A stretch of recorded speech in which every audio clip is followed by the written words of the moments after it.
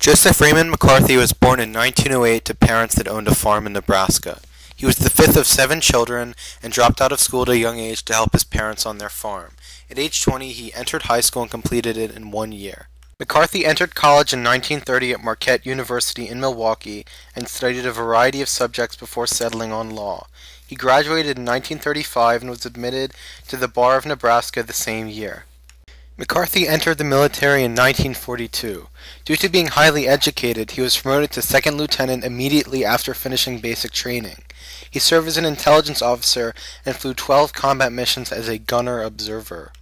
After the war, McCarthy lied about his military record to further his political career.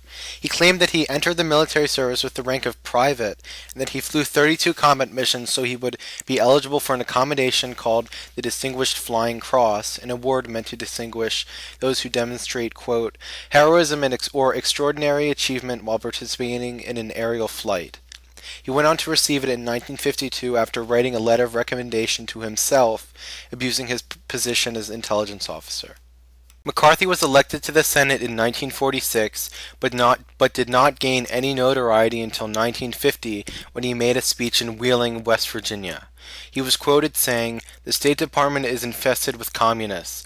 I have here in my hand a list of 205, a list of names that were made known to the Secretary of State as being members of the Communist Party and who nevertheless are still working and shaping policy in the State Department." At this time, anti-communist sentiment was rising in the United States, and this statement only exacerbated concerns of the American populace. From 1950 onward, McCarthy's rhetoric became increasingly extreme. One of the more notable figures he repeatedly attacked was George Marshall, who was Secretary of Defense at the time. He accused Marshall of attempting to ally the United States with China, a communist country, and said, when Marshall was sent to China with secret State Department orders, the communists at that time were bottled up in 2 areas and were fighting a losing battle, but that because of those orders the situation was radically changed in favor of the communists.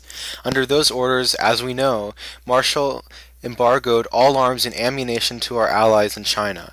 He forced the opening of the nationalist-held Kaglan Mountain Pass to Manchuria to the end that the Chinese communists gain access to the mountains and of captured Japanese equipment.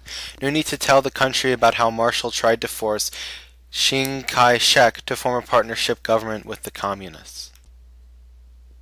The term McCarthyism was coined in the year 1950 by a cartoonist of the name Herbert Bloch, employed by the Washington Post.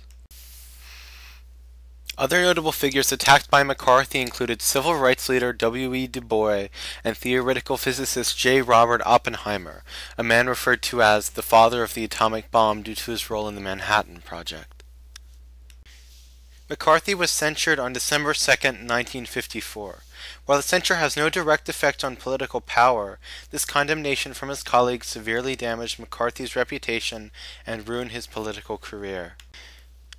McCarthy continued to spew his extremist rhetoric until his death in 1957, saying things like, quote, coexistence with communists is neither possible nor honorable nor desirable. Our long-term objective must be the eradication of communism from the face of the earth. He died at age 48 due to inflammation of the liver caused by him falling into alcoholism after his censure.